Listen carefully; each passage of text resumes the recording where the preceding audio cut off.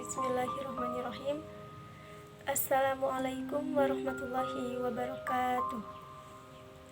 Perkenalkan, nama saya Imas Mustika. Saya dari program studi PGMI SD semester 4. Di sini saya akan mempresentasikan tugas dari salah satu mata kuliah strategi pembelajaran. Di sini saya akan membahas mengenai pandangan tentang manusia dan perlunya pendidikan bagi manusia. Terlebih dahulu, kita harus mengetahui mengenai pendidikan. Pendidikan adalah pembelajaran pengetahuan, keterampilan, dan kebiasaan sekelompok orang yang diturunkan dalam salah satu generasi ke generasi berikutnya melalui pengajaran.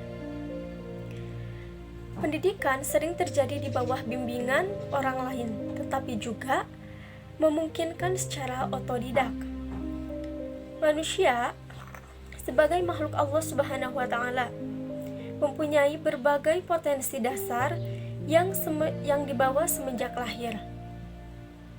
Dengan totalitas potensi yang dimilikinya, manusia mampu melakukan segala aktivitas dalam upaya menjaga kelangsungan hidupnya.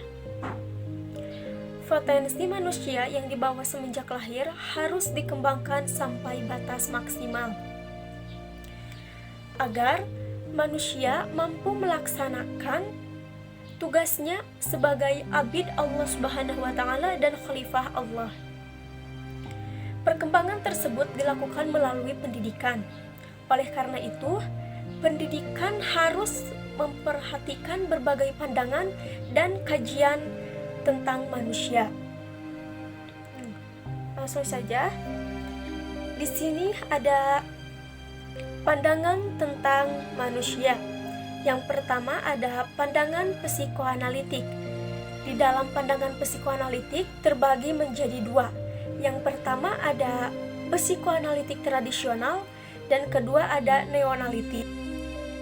Nah, pandangan psikoanalitik tradisional, pelopornya ada Hanson, Stepich, dan Werner.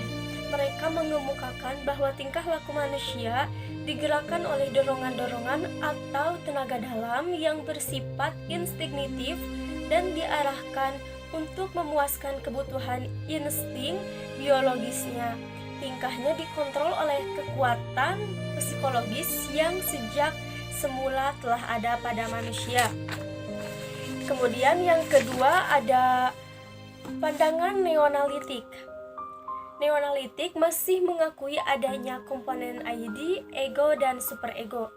Menurut psikoanalitik tradisional maupun neoanalitik tentang hakikat manusia, tampaklah bahwa manusia sangat membutuhkan pendidikan agar ego berfungsi atas dasar prinsip realitas, maka hanya melalui pendidikan ego dapat mengatur gerak-gerik ID agar dalam memuaskan instingnya selalu memperhatikan lingkungannya atau apa yang berada di luar dirinya. Dengan melalui pendidikan pula manusia dapat mengatur dan memilih rangsangan-rangsangan yang datang dari lingkungan untuk memenuhi kebutuhannya. Kemudian yang kedua ada pandangan humanistik. Menurut Rogers, manusia mampu mengarahkan dirinya ke tujuan yang positif, mampu mengontrol dan mengatur dirinya untuk berbagai hal, mampu menentukan nasib sendiri, barulah manusia itu bebas dari kecemasan, kegelisahan, serta menjadi anggota masyarakat yang baik. Yang ketiga ada pandangan behavioristik. Menurut Hanson, lingkungan adalah penentu tunggal dari tingkah laku manusia, dan tingkah laku ini merupakan kemampuan yang dipelajari. Perkembangan kepribadian manusia hanya tergantung pada lingkungannya. Manusia datang ke dunia ini dengan membawa ciri-ciri yang dasarnya netral, tidak baik, dan tidak buruk. Selanjutnya ada perlunya pendidikan bagi manusia. Yang pertama, manusia adalah makhluk yang mampu berbicara, berbahasa, dan berpikir. Berbahasa sebagai media berpikir dan berkomunikasi. berkomunikasi dapat dilakukan melalui simbol, tulisan, dan lisan. Berkata adalah ciri manusia yang paling menonjol. Dasar kata ialah berbahasa. Tanpa berbahasa tidak akan ada pengungkapan, tidak ada logika, tidak ada penciptaan dialog dengan alam, tidak ada hubungan antara generasi dalam berbagai zaman. Dan padahal semua ini merupakan jaringan hubungannya dimensi horizontal bagi seseorang. Yang kedua ada manusia adalah makhluk yang beragama. Manusia mempunyai kecakapan dalam beragama, terlihat dari perasaan keagamaannya yang tertanam dalam lubuk hatinya. Kelihatan dengan kecenderungannya beriman kepada kekuasaan tertinggi dan yang menguasai alam jagat, serta mempercayai hal-hal yang gaib yang berkaitan dengan keimanan. Yang ketiga ada manusia adalah hamba Allah yang mengabdi kepadanya. Nah, di sini kepercayaan dan ketergantungan manusia dengan Tuhannya tidak bisa dipisahkan dari kehidupan manusia, karena manusia telah berikrar sejak alam arwah. Karena roh manusia sudah mengakui dan berjanji bahwa Allah Subhanahu wa Ta'ala adalah Tuhannya. Kemudian yang keempat, manusia adalah sebagai wakil khalifah Allah. Manusia bertugas menggantikan sebagian tugas-tugas yang diserahkan Allah kepadanya. Untuk melaksanakan tugasnya sebagai khalifah, Allah telah memberikan kepada manusia seperangkat potensi atau fitrah berupa akal, qalb, dan nafs. Namun demikian, aktualisasi fitrah tersebut tidak otomatis berkembang. Untuk itu, Allah menurunkan wahyunya kepada para nabi agar menjadi pedoman bagi manusia dan mengaktualisasikan fitrahnya secara utuh dan selaras dengan tujuan penciptaannya. Yang selanjutnya, manusia adalah makhluk sosial, ekonomi, dan budaya. Nah, pengertiannya, sebagai makhluk sosial, manusia tidak dapat hidup sendirian. Manusia selalu berusaha menunjukkan dirinya dalam kehidupan bermasyarakat yang senantiasa membina jalinan hubungan baru dengan setiap pribadi kelompoknya. Dan selanjutnya ada implikasi manusia terhadap pendidikan. Nah, di sini para ahli pendidikan umumnya sependapat bahwa teori dan praktik kependidikan harus didasarkan pada potensi dasar tentang manusia.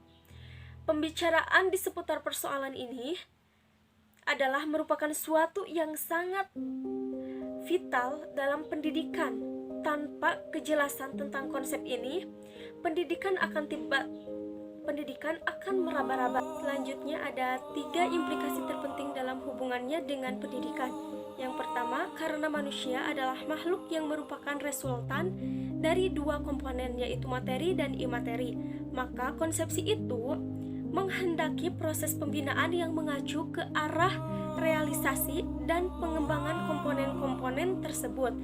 Yang kedua ada karena manusia adalah makhluk yang mampu berbahasa, berpikir, dan bermasyarakat. Maka sistem pendidikan yang ditimbulkan adalah pendidikan yang dapat mengembangkan kemampuan berbahasa, berpikir, serta dapat berkomunikasi dan menyesuaikan diri dengan masyarakat sekitar. Yang ketiga, karena manusia adalah makhluk yang mengabdikan diri kepada Allah dan menjadi khalifah atau wakil Allah di bumi, maka Allah memberikan manusia berbagai potensi agar ia dapat mengabdi kepada Allah dan menjadi khalifah atau wakil Allah. Dalam hal ini dibutuhkan pendidikan yang menawarkan sepenuhnya penguasaan, ilmu, pengetahuan, iman, dan takwa sebagai hamba Allah yang mengabdi kepadanya.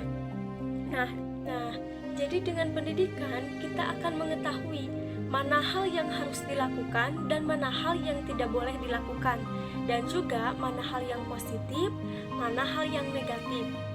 Sekian dari saya, mohon maaf apabila ada kesalahan. Wabillahi taufiq wal hidayah. Wassalamualaikum warahmatullahi wabarakatuh.